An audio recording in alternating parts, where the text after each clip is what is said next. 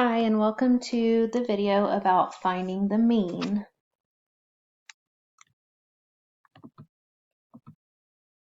Our goals for this video are to determine the mean set, or the mean of a data set. So before we get started, let's remember and review quotients. A quotient can be written as a whole number with a remainder, and it can also be written as a fraction or as a decimal. So let's talk about how we can write a quotient each way. Divide 57 by 8. Write your answer using a remainder, fraction, and a decimal. So we're going to do 57 divided by 8. And I'm going to think, how many times does 8 go into 57? Okay, so I know that 8 times 6 is 48. So I'm almost there. 8 times 7 is even closer. And I know that 8 times 7 is 56. So my remainder is 1. So the way that I would write my answer using a remainder is 7 remainder 1. We don't really do this in 6th grade and beyond. This is more of a 5th grade thing, but that is how you would write it. We normally write it as a fraction or as a decimal. So fraction, 7 is my whole number, and it kind of goes in clockwise order. So 7.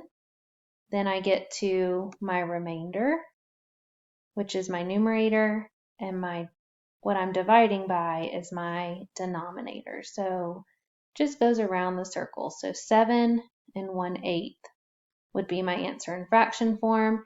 And then in order to put that in decimal form, I would put a decimal here, add a 0, bring it down. 8 goes into 10 one time. I subtract and I'm left with 2. I would bring down another 0. 8 goes into 20 2 times, which is 16. I'm almost out of space. I'm going to put my 4 there. Bring down my last 0 because 8 goes into 45 times exactly. That means I'm going to 0 out. So as a decimal, it's 7.125. So there's the decimal, remainder, fraction way. Again, we want to focus on either doing it as a fraction or a decimal. So today we are talking about what's called the mean of a data set. Okay, so the mean of the data set is the average. The mean is a measure of center of a data set. A measure of center is a number that describes the center of the data set. So if I were to figure out, okay, what is the class average? Okay, that's another way to say the mean. And that kind of tells me how the class is doing. So if the class average is about an 85%, okay, that means that the middle of the class is hovering around 85%. There's going to be students below that, there's going to be students above that, but that's kind of in the middle of everything. Okay? Now, to find the mean or the average, you find the sum of the values and then you divide by the number of values. So let me explain. Find the mean of the data set. So let's pretend that this is the ages of gamers. So we're playing a game and we asked everybody, what's your age? Well, we have one 8-year-old, one 10-year-old, one 12-year-old, and one 20-year-old. To find the mean of the ages, we're going to add them up first. We're going to do 8 plus 10 plus 12 plus 20. Okay? I am going to tell you something super important. I am okay with you adding numbers like this using a calculator. The reason I'm okay with that is because I don't want you to make a mistake in calculating, because that's going to end up making the rest of your problem not work very well. Now, these numbers you can add pretty easily in your brain. Okay, I know that 10 and 20 is 30. I know that 12 and 8 make another 20, so that's 50. But if you want to make sure, you can grab what's called a standard calculator. And I'm still showing my work because I'm still writing everything out, but I'm just going to add it up real quick over here on the side.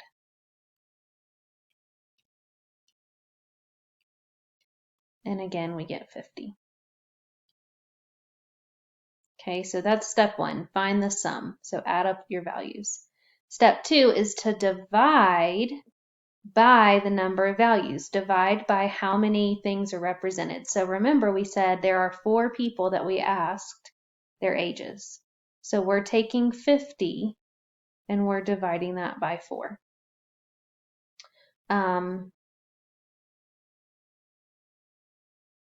4 goes into 50. Let's see. Well, 4 goes into 5 one time. And 4 goes into 10 2 times. I'm going to put a decimal, bring a 0 down, and 4 goes into 25 times. That means that the mean of my data is 12.5. So if it were talking about ages of gamers, 12 and a half years old would be the average. If you want to use a calculator to check to make sure you did that right, I'm okay with that too.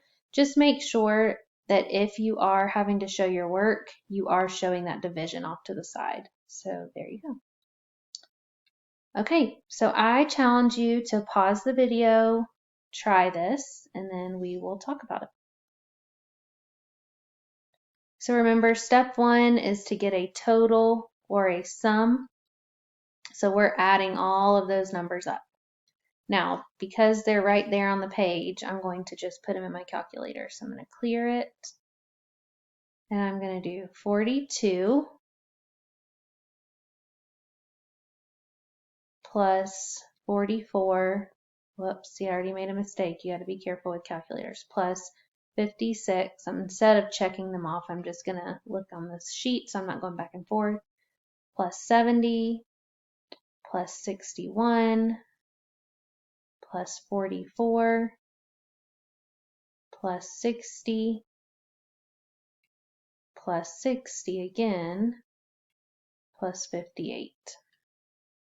And I get a total of 495. Now, it might be good to double check to make sure that you added correctly. You could always do it a couple of times. I'm going to do it on my handheld calculator real quick just to double check that I did not make a mistake when entering my numbers, because it's very easy to do.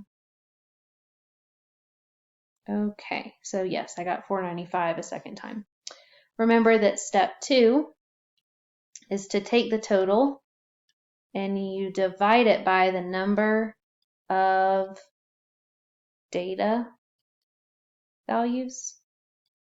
So how many pieces of data do I have in my set? 1, 2, 3, 4, 5, 6, 7, 8, 9. So I'm taking 495 and dividing it by 9. Okay, 9 does not go into 4. 9 goes into 45 5 times, 49, 5 times, which is 45. I'm left with 4. And 9 goes into 45 5 times. And my answer zeroes out. Another important thing, guys, is to put your answer at the bottom, especially if you're having to turn something in for me. Because a lot of times students will just leave their answer up here. And so it's hard for me to know, well, what do they think the answer is? So I'm going to put mean equals 55. And I'm going to even go a step further, and I like to highlight just to make sure that everyone knows what my answer is. Also up here. Okay, practice problem number 2.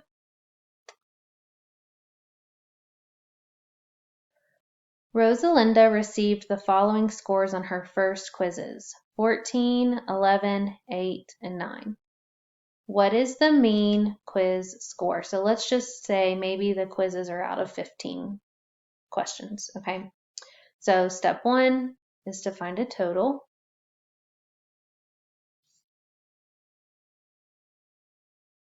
So I'm going to add 14 plus 11 plus 8 plus 9. Again, make sure you're writing that total down and not just going straight to dividing, because a lot of times, again, you may make a mistake. You may have to go back. Maybe something happens to your calculator. So if you're writing that down, you won't forget what you got when you added it up. Second step is to divide by how many numbers are there. There are 4 numbers. 4 goes into 4 once. 4 goes into 2 0 times. So I'm going to put a decimal and bring down a 0. Perfect. 4 goes into 20 5 times exactly. So my mean, or the average of her quiz scores, is 10.5, 10.5. Now we have a part 2 on this. Okay. There will be 5 quizzes in all. She hopes to have a quiz score of 12 after the 5th quiz. What quiz score does she need to get on her 5th quiz? Now, I'm going to show you a way to think about this, and we're going to set up a little table. Okay. And in our table, we're going to represent the quizzes. So 1, 2, 3, 4, 5, and then a total. Okay. We're going to have, in a perfect world, what she would get in order to have that average. And then we're going to have the real life world down here. Here's what I mean. If she wants this to be her average, wouldn't she want to get a 12 on every quiz? Let me change my color. If she wanted an average of a 12, she would get a 12 every time. Okay, 12 plus 12 plus 12 plus 12 plus 12, that's 60. And remember, to find an average, you divide it by the number of things you added, and that would give her an average of 12. That'd be perfect. She would be happy. But in reality, that's not what happened. She got a 14 on the first quiz, an 11, an 8, a 9, and we're trying to figure out what does she need on that 5th quiz. Okay? We know that her total needs to be 60. Here's her goal right here, because 60 divided by 5 is 12. Let's see how far off she is. So let's add what she has so far. 14 points plus 11 points plus 8 points plus 9 points.